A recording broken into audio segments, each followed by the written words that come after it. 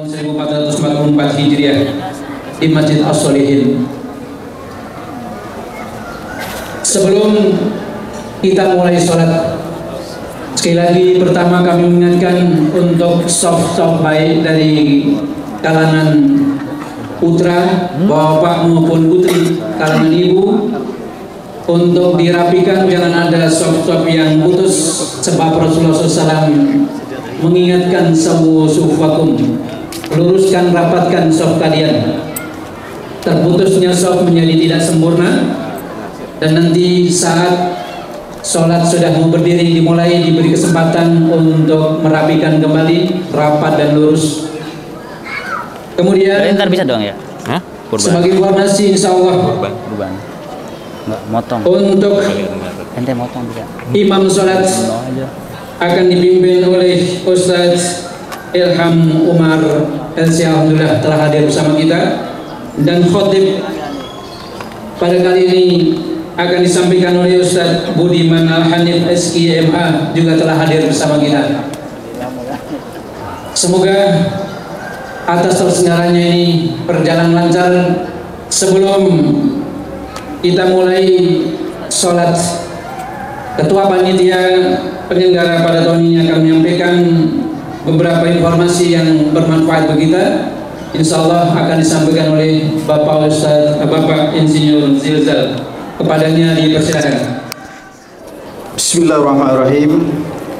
Assalamualaikum warahmatullahi wabarakatuh. Yang kami hormati Bapak Ustadz Budiman Al-Hanif SQMA dan para hadirin jamaah sholat Idul Adha rahimakumullah.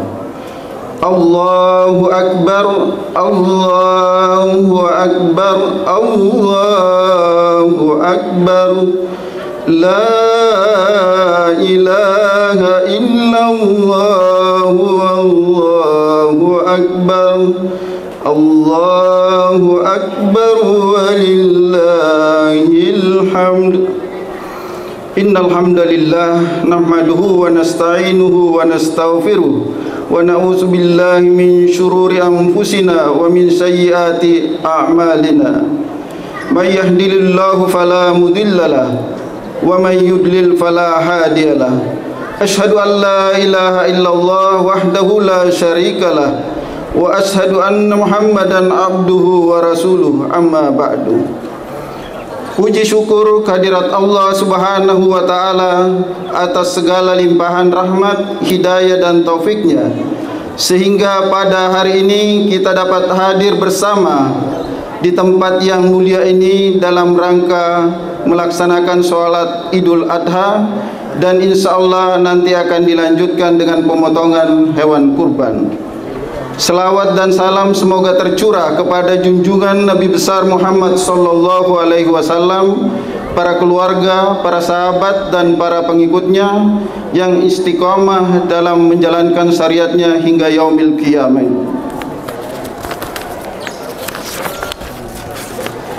Pada kesempatan yang berbahagia ini, perkenankanlah saya atas nama Panitia Idul Adha dan Kurban Masjid As-Solihin menyampaikan beberapa hal yang perlu kita ketahui bersama.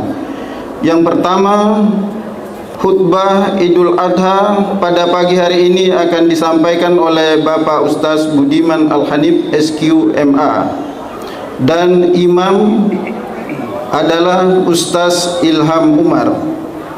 Marilah kita simak bersama hikmah yang akan beliau sampaikan nanti untuk lebih meningkatkan keimanan dan ketakwaan kita kepada Allah Subhanahu wa taala. Yang kedua, penerimaan hewan kurban dan penyalurannya. Sampai saat ini panitia telah menerima hewan kurban berupa sapi 11 ekor dan kambing 27 ekor. Penyulurannya akan disampaikan kepada fakir miskin atau duafa di lingkungan RW 07, 09 dan 15 Kelurahan Tugu Utara. Kemudian jamaah tetap Masjid As-Solihin, keamanan masjid, RT dan RW, yayasan sosial, yayasan yatim piatu, pondok pesantren, organisasi sosial kemasyarakatan, musafir, dan lain-lain sebagainya.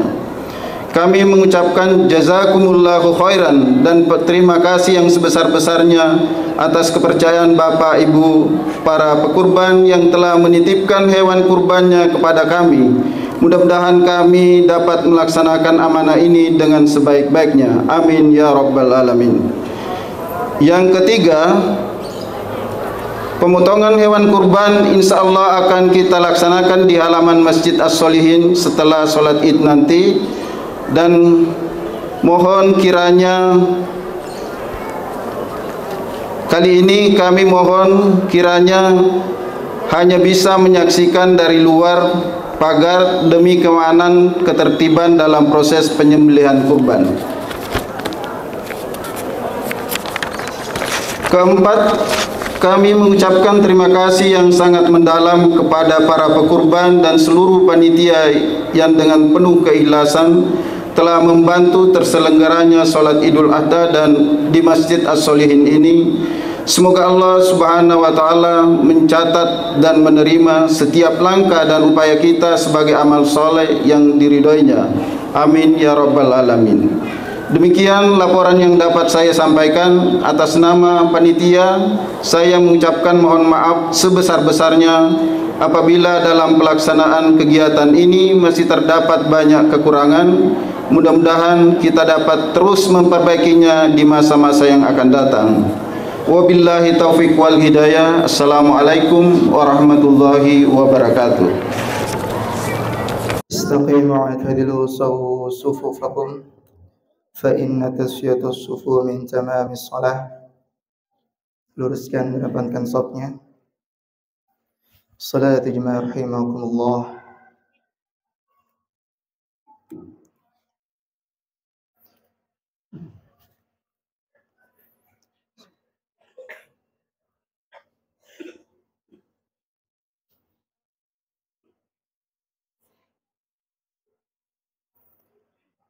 Allahu Akbar.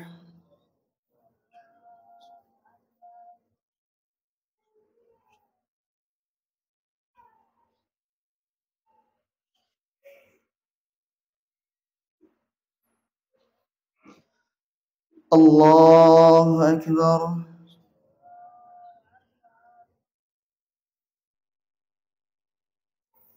Allahu Akbar.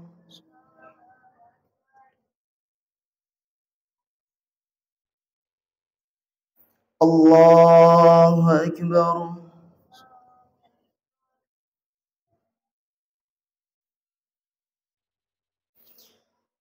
Allahu Akbar.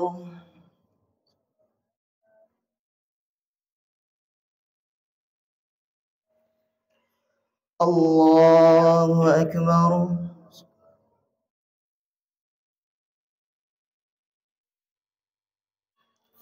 Allahu Akbar.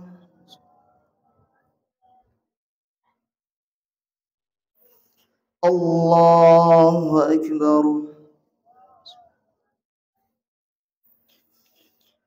Alhamdulillahi Rabbil Alamin. Ar-Rahmanir Rahim.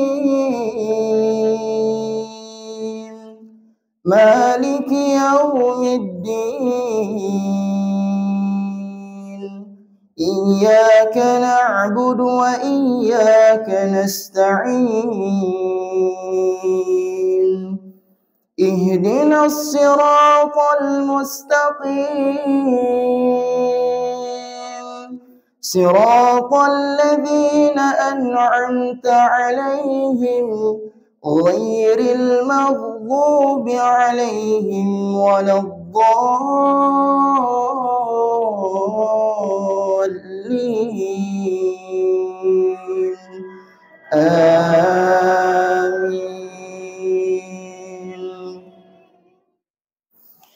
سبح اسم ربك الأعلى الذي خلق فسوى والذي قدر فهدى والذي أخرج المرعى فجعله غثاء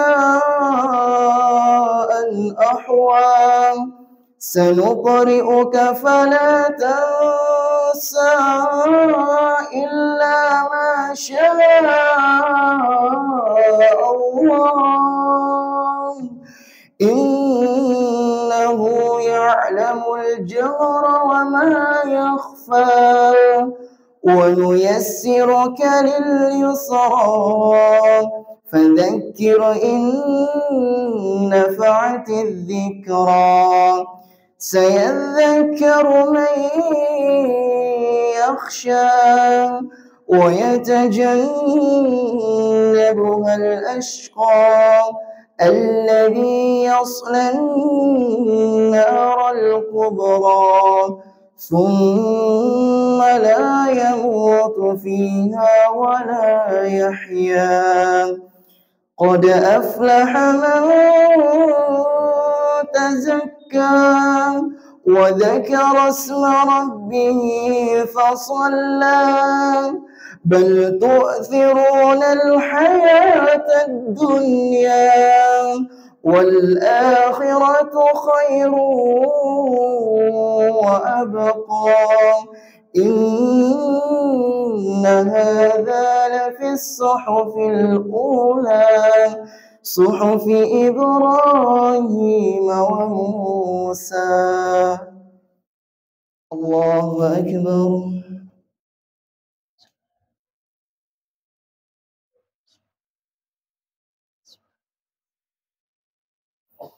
سمع الله لمن حمده. الله أكبر.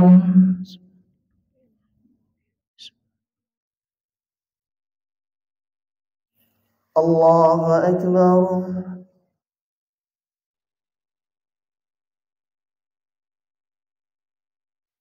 الله أكبر.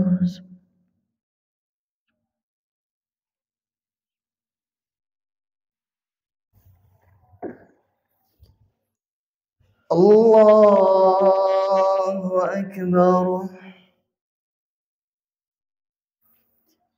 الله أكبر.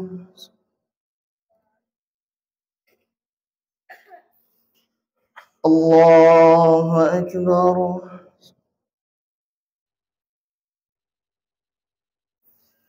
الله أكبر.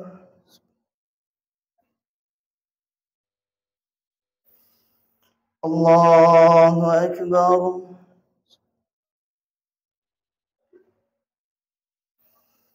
الله أكبر.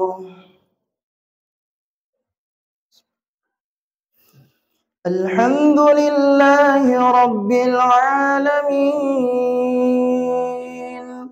الرحمن الرحيم مالك يوم الدين إياك نعبد وإياك نستعين اهدنا الصراط المستقيم صراط الذين أنعمت عليهم غير المغضوب عليهم ولا الضالين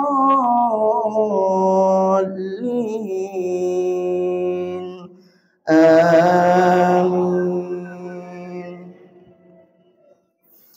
هل أتاك حديث الغاشية وجوه يومئذ خاشعة عاملة ناصبة تصلى نارا حامية تسقى من عين آنية ليس لهم طعام إلا من ضريع لا يسمن ولا يغني من جوع وجوه يومئذ ناعمة لسعيها راضية في جنة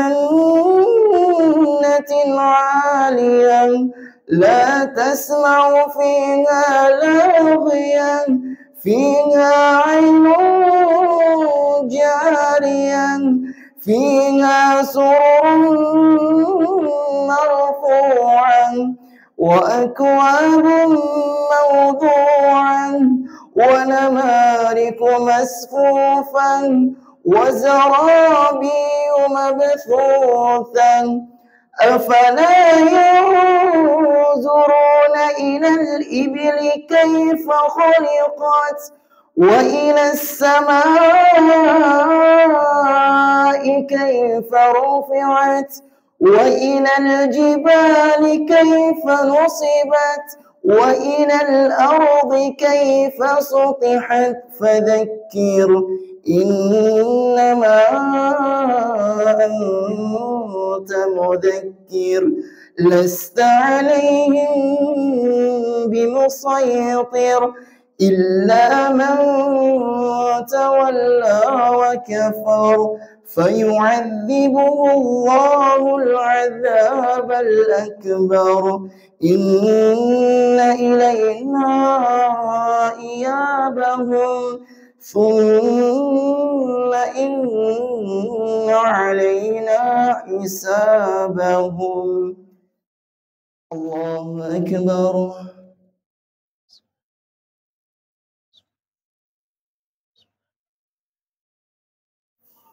سمع الله لمن حمده. الله أكبر.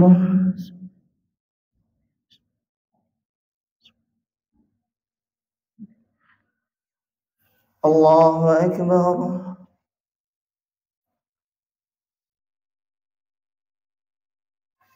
الله أكبر.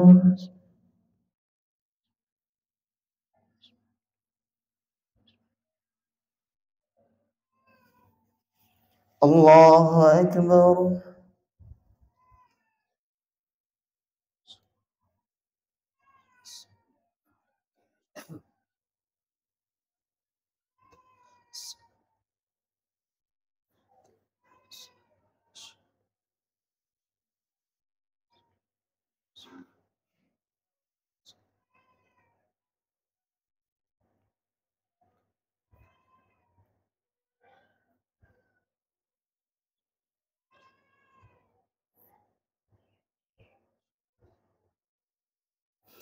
السلام عليكم ورحمة الله. السلام عليكم ورحمة الله.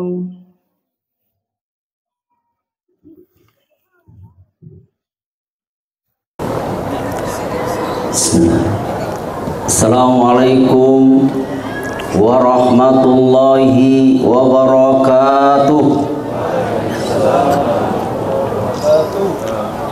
Allahu Akbar. Allahu Akbar.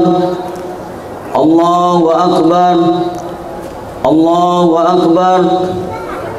Allahu Akbar. Kabira walhamdulillahi katsira wa subhanallahi bukratan wa asila. La ilaha illallah wahdah sadaqa wa'dah wa nasara 'abdah wa 'azza jundahu wa hazamal ahzaba wahdah.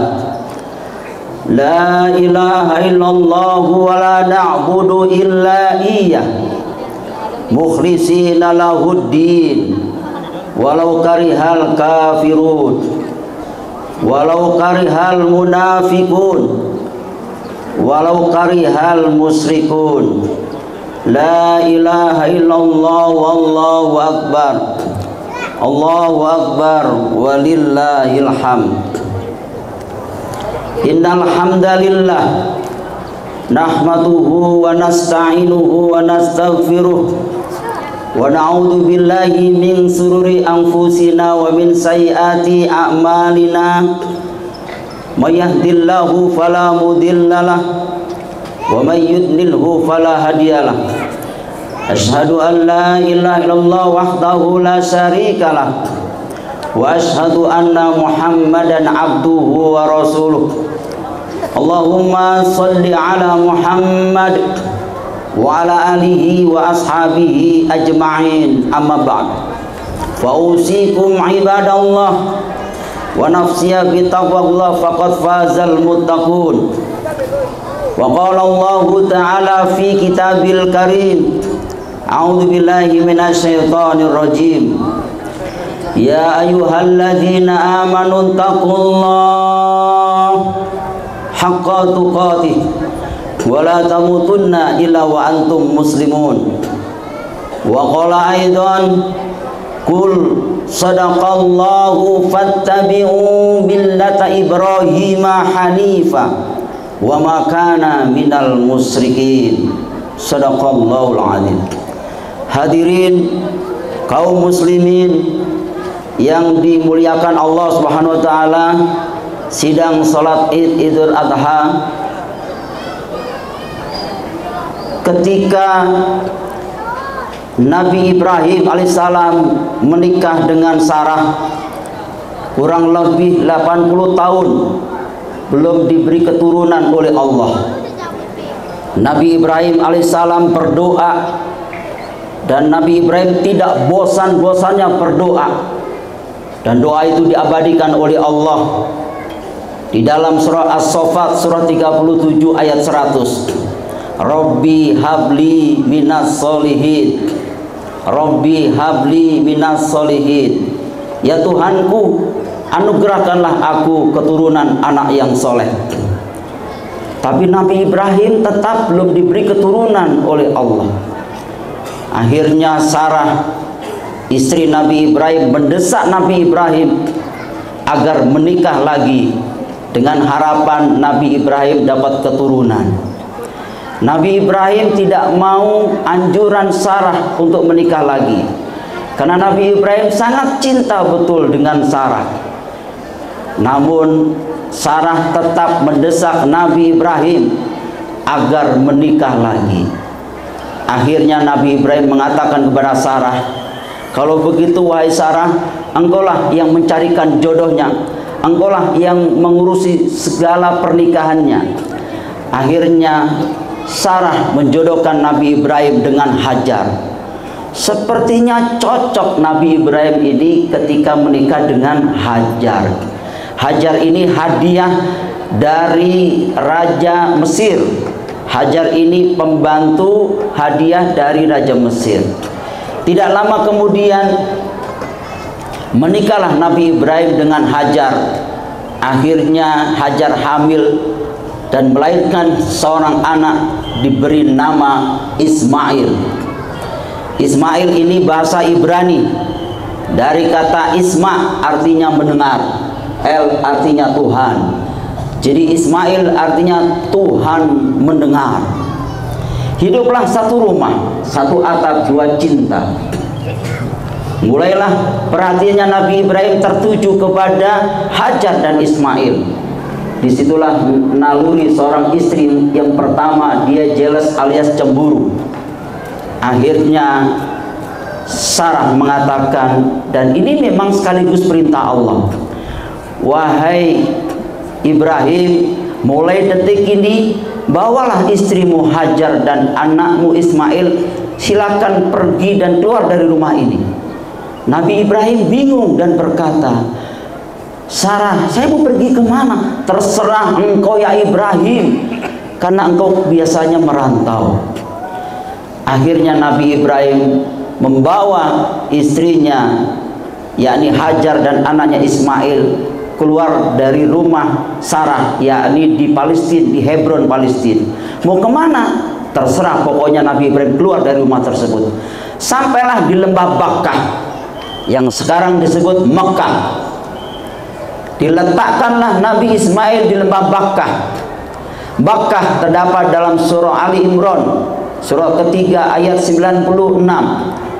Inna awwala baiti wudi'a lin-nasi lalladzi bi Bakkata mubarakan wa hudan lil alamin. Karena memang rumah pertama kali yang dibangun oleh Allah adalah Baitullah di lembah Bakkah yang sekarang disebut Mekah. Diletakkanlah Nabi Ismail di lembah Bakkah, kemudian Nabi Ibrahim mulai merindukan istrinya, yakni Sarah. Lantas Nabi Ibrahim berkata kepada Hajar, "Wahai Hajar, silakanlah kamu berdua di sini dengan anakmu yaitu Ismail. Saya akan pergi menemui Sarah." Hajar mulai protes, "Wahai Ibrahim, begitu teganya kau tinggalkan aku berdua dengan anakmu Ismail di gurun pasir, terik matahari, makanan sudah habis, minuman sudah habis, kau tega ya Ibrahim." Di saat itu Hajar sambil memegang gamis Nabi Ibrahim. Dan Nabi Ibrahim bingung mau jawab apa. Disitulah kemudian Allah berkata kepada Nabi Ibrahim, "Ya Ibrahim, katakan kepada Hajar, ini perintahku." Lantas Nabi Ibrahim mengatakan, "Hajar, ini perintah Allah." "Ya Ibrahim, kalau ini memang betul perintah Allah, silahkan tinggalkan aku berdua dengan anakmu. Sandarannya bukan engkau ya Ibrahim, sandarannya adalah Allah." Disitulah kemudian Nabi Ibrahim mulai lega meninggalkan Hajar dan Ismail. Rasanya berat meninggalkan keturunannya, yakni Ismail, dan istrinya, yakni Hajar. Ditengok terus sampai di Bukit Samiyah. Kemudian Nabi Ibrahim berdoa, "Ya Tuhanku, sesungguhnya aku meletakkan sebagian keturunanku di lembah Bakkah yang tidak ada tanaman-tanaman di dekat rumah engkau Baitullah yang kau hormati. Yang demikian itu agar mereka mendirikan sholat, dan jadikanlah sebagian manusia cenderung kepada mereka. Kasihlah mereka rezeki berupa buah-buahan agar mereka bersyukur." Dan doa itu diabadikan oleh Allah di dalam surah 14 ayat 37. Allahu Akbar, Allahu Akbar, Allahu Akbar, walillahil hamd. Kemudian Nabi Ibrahim meninggalkan Hajar dan Ismail, sampailah di rumahnya Sarah. Dijelaskan oleh Allah di dalam surah 51, surah Az-Zariyat ayat 25 sampai 30. Di saat itu Nabi Ibrahim dapat tamu. Lantas tamu tersebut mengatakan, "Assalamualaikum." Nabi Ibrahim mengatakan, "Waalaikumsalam. Silakan masuk." Ternyata dia orang yang tidak dikenal. Dan Nabi Ibrahim berkata kepada Sarah, "Sarah, apakah ada makanan?" "Tidak ada ya Ibrahim." Nabi Ibrahim kemudian ke belakang menyembelih anak sapi yang gemuk, kemudian dibakar dan dihidangkan kepada tamu tersebut. Ketika dihidangkan, mereka tidak mau makan. Nabi Ibrahim mengatakan, "Ala ta'kulun, kenapa kau tidak mau makan?" Mulailah Nabi Ibrahim melihat tamu tersebut, ternyata kakinya tidak injek tanah. Mulai Nabi Ibrahim takut. Jam 2:30 pagi, malaikat mengatakan, "Ya Ibrahim, jangan takut, aku ini malaikat." "Oh, pantas kau tidak mau makan. Ada gerangan apa kau datang kemari?" "Ada kabar gembira ya Ibrahim, sebentar lagi kau akan dapat keturunan dari istrimu Sarah." Di balik tirai itu Sarah mengatakan, "Tidak mungkin aku dapat keturunan, aku ini sudah tua, sudah mandul." Nabi Ibrahim juga mengatakan, "Tidak mungkin aku dapat keturunan." Dan Nabi Ibrahim usianya 96 tahun. Kemudian Sarah usianya 90 tahun. Tidak lama kemudian, dengan izin Allah, kata malaikat, "Ya Ibrahim, tidak ada kalimat tidak mungkin. Kalau Allah izinkan engkau dapat keturunan, Allah pasti memberinya." Akhirnya tidak lama kemudian Sarah mulai hamil dan melahirkan seorang anak, diberi nama Ishak. Ishak dari kata tanhak, artinya tertawa. Tidak lama kemudian Nabi Ibrahim mulai merindukan Hajar dan anaknya Ismail. Tentunya ketika Hajar ditinggal Ibrahim membesarkan Ismail tanpa suami, mondar-mandir naik ke Bukit Sofa, lari ke sana lagi ke Marwah, dilihat sepertinya ada air, rupanya fata morgana, ke sana kemari lari, dilihat anaknya menangis, terus mondar-mandir. Akhirnya Allah turunkan malaikat untuk menggali-gali pasir tersebut. Keluarlah mata air di dekat kakinya Nabi Ismail alaihissalam. Kemudian Hajar juga menggalinya. Lantas Hajar mengatakan, Zumi, Zumi, Zumi, berkumpul, berkumpul. Sekarang disebut air Zam-Zam. Mulailah ada kehidupan. Burung-burung merpati sudah mulai datang, para kafilah sudah mulai juga datang. Dan Nabi Ibrahim ketika sampai di lembah Bakkah, dia kaget. Rupanya ada kehidupan.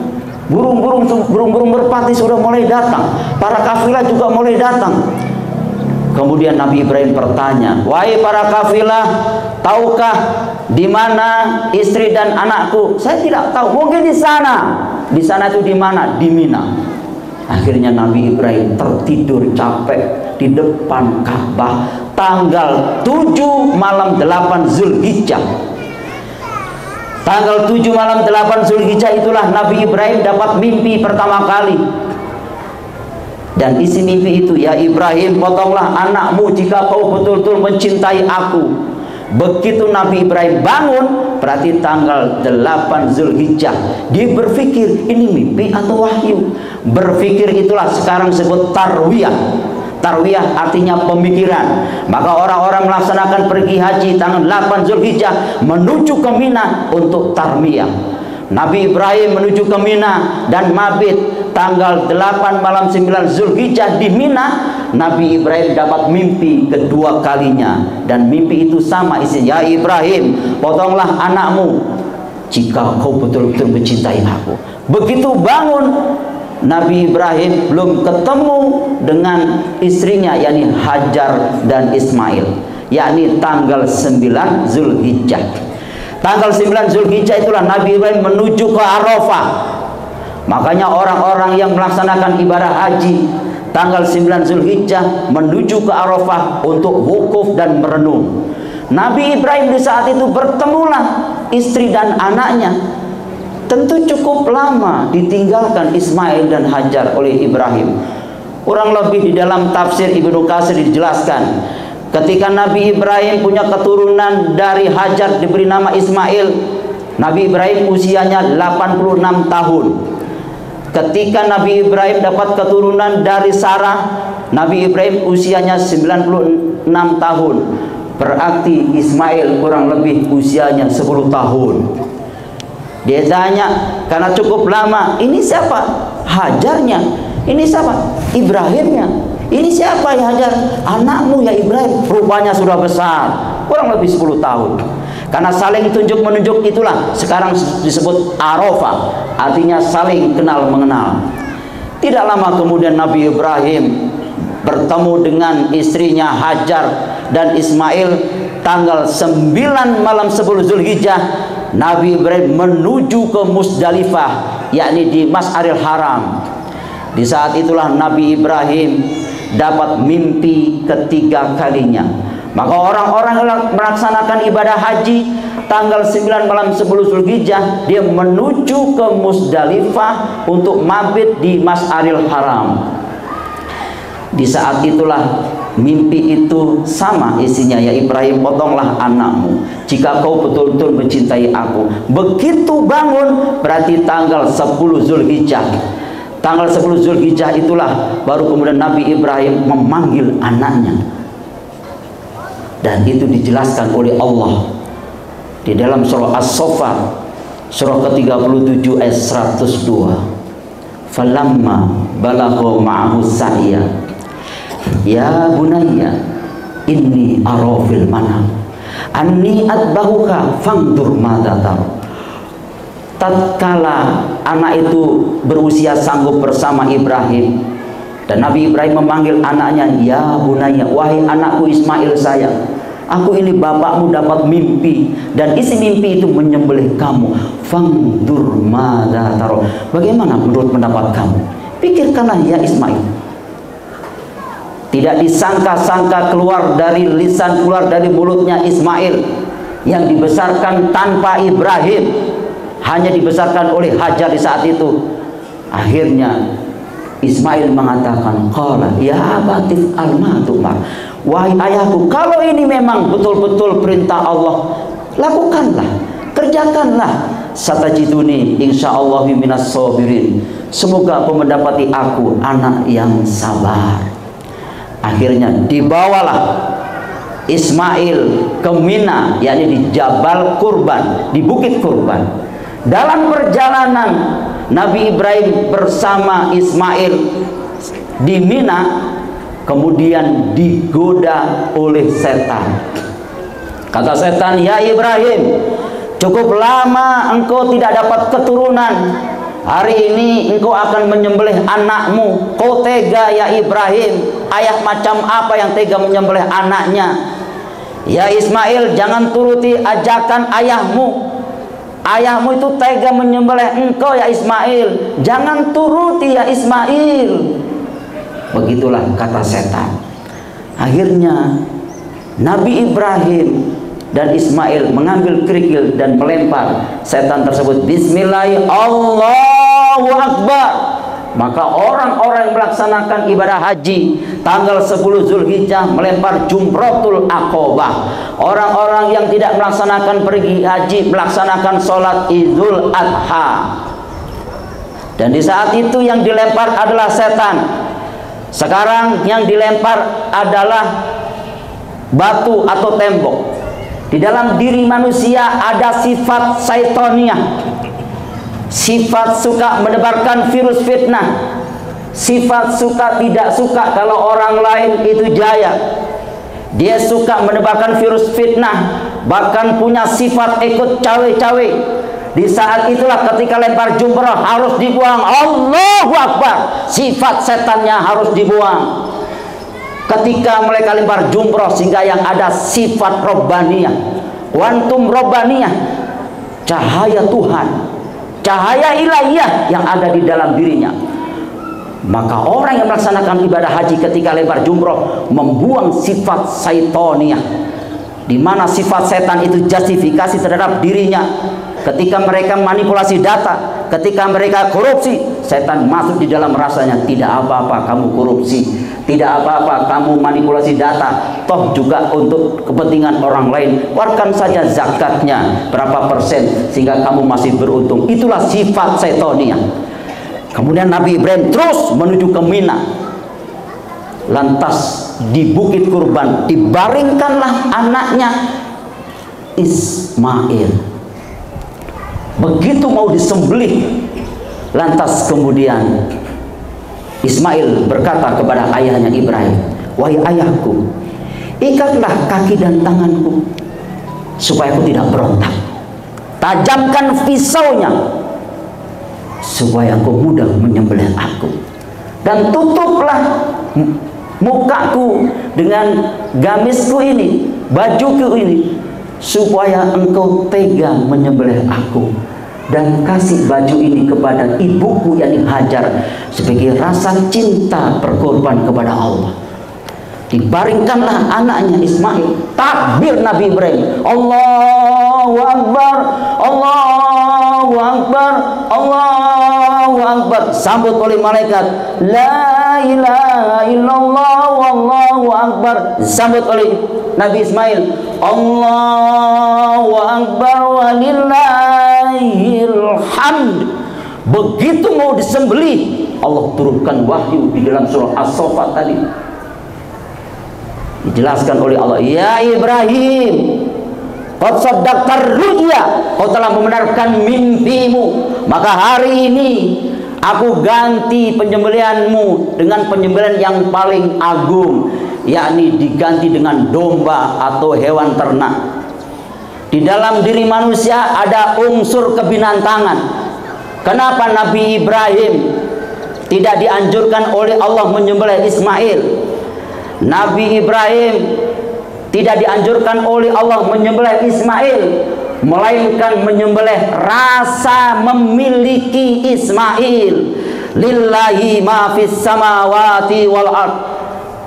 Di langit dan di bumi semua ini milik Allah, dan kita tidak punya apa-apa. Kita kadang rasa memiliki deposito, kita kadang rasa memiliki harta kita, tabungan kita di bank kita. Kita kadang rasa memiliki harta kita. Maka sebagai tanda korban cinta kepada Allah, lebih dekat kepada Allah, potonglah deposito kita, potonglah tabungan kita, potonglah harta kita. Kita korbankan untuk Allah, lebih dekat dengan Allah, karena kita tidak punya apa-apa. Yang kedua, korban berasal dari kata qaraba yuqaribu, kurban, artinya dekat, mendekatkan diri kepada Allah dengan sempurna. Bisakah kita mendekatkan diri kepada Allah dengan sempurna jika sifat kebinatangan kita ada? Tentu tidak bisa. Maka yang harus disembelih ketika kita korban pada hakikatnya adalah sifat kebinatangan kita, sifat suka menindas, menghancurkan rakyatnya, suka mengikut campur rakyatnya di mana mereka tidak suka kalau rakyat itu jaya, ikut campur dan dendam, menebarkan virus fitnah. Dia suka menzoliminya, dia suka menghina, menghalalkan segala cara, prostitusi di mana-mana. Itulah sifat kebinatangan. Maka kita harus sembelih sifat kebinatangan itu. Kalau di luar sana ada orang-orang yang berkorban sapinya gemuk-gemuk, kambingnya gemuk-gemuk, tetapi sifat kebinatangannya belum disembelih, berarti mereka belum berkorban, tetapi mereka baru numpang motong. Itulah firman Allah di dalam surah 22, surah Al-Hajj ayat 37. La yanalallaha luhumuha wala dima'uha walakin yanaluhu taqwa minkum. Darah dan daging hewan kurban itu tidak akan sampai kepada Allah, tetapi yang sampai kepadanya adalah takwa kamu, kita semuanya yang sampai. Allahu Akbar, Allahu Akbar, Allahu Akbar, walillahil hamd. Hadirin kaum muslimin yang dirahmati oleh Allah SWT, maka hari ini kita yakin pasti bisa menyembelih sifat kebinatangan kita. Maka hari ini kita yakin pasti bisa menyembelih rasa memiliki kita, deposito kita. Kita hari ini kita pasti bisa lebih dekat dengan Allah. Hari ini kita yakin pasti bisa menjadi orang-orang yang beriman lebih dekat dengan Allah. Hari ini kita yakin pasti bisa menjadi suami yang patuh dan taat kepada Allah, melindungi istri dan anak-anaknya di jalan Allah. Kita hari ini pasti bisa menjadi seorang istri yang solehah, mendampingi suaminya sampai reuni keluarga di surga. Kita hari ini pasti bisa menjadi pegawai yang jujur, tidak manipulasi data, tidak korupsi. Kita hari ini pasti yakin bisa menjadi rakyat yang lebih dekat dengan Allah, sehingga negara ini menjadi baldatun thayyibatun wa rabbun ghafur.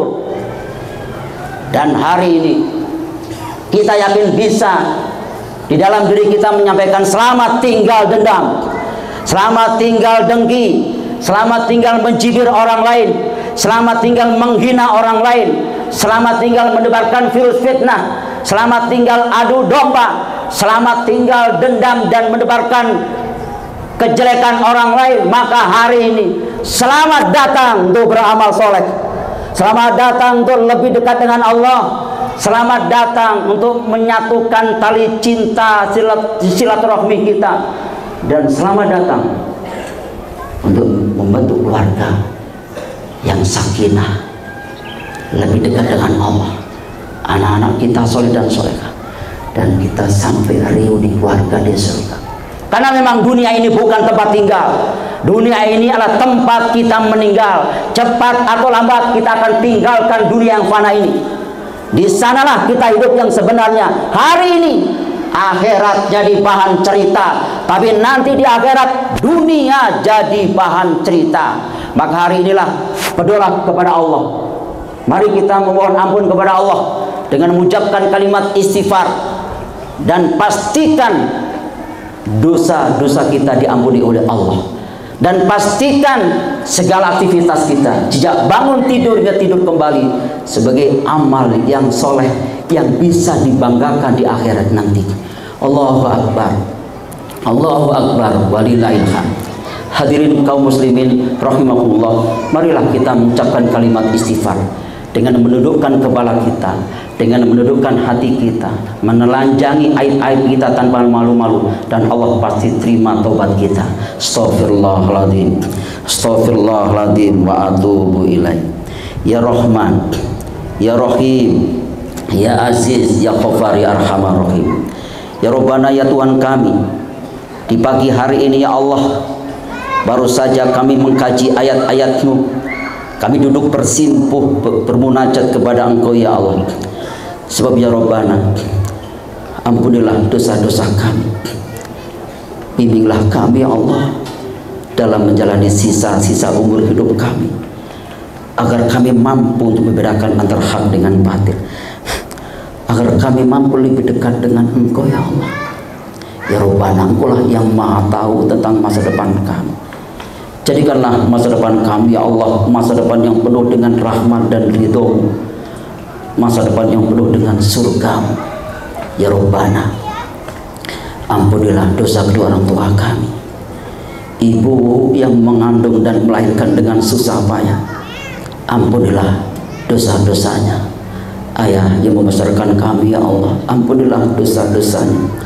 Wabil khusus yang telah mendahului kami ya Allah, terimalah amal ibadahnya.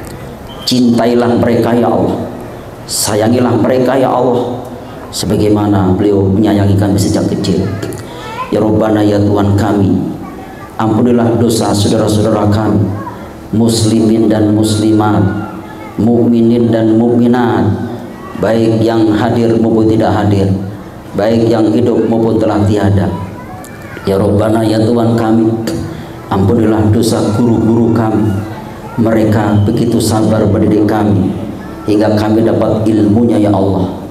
Sebab ya Rabbana, ampunilah dosa-dosanya. Ya Rabbana, ya Tuhan kami, ya Latif yang maha lembut, lembutkanlah jiwa kami, tentramkanlah batin kami, angkatkanlah sifat keegoan dan kekasaran kami, karena itu semua penyakit yang Kau benci. Ya Rabbana, ya Tuhan kami, ya Syafi yang maha menyembuhkan, sembuhkanlah penyakit kami ya Allah, baik penyakit jasmani maupun rohani. Ya Qawi yang maha kuat, kuatkanlah iman kami ya Allah, agar kami mampu untuk membedakan antara hak dan batil. Kuatkanlah ekonomi kami ya Allah, karena itu merupakan sarana untuk mengabdi kepada Engkau ya Allah.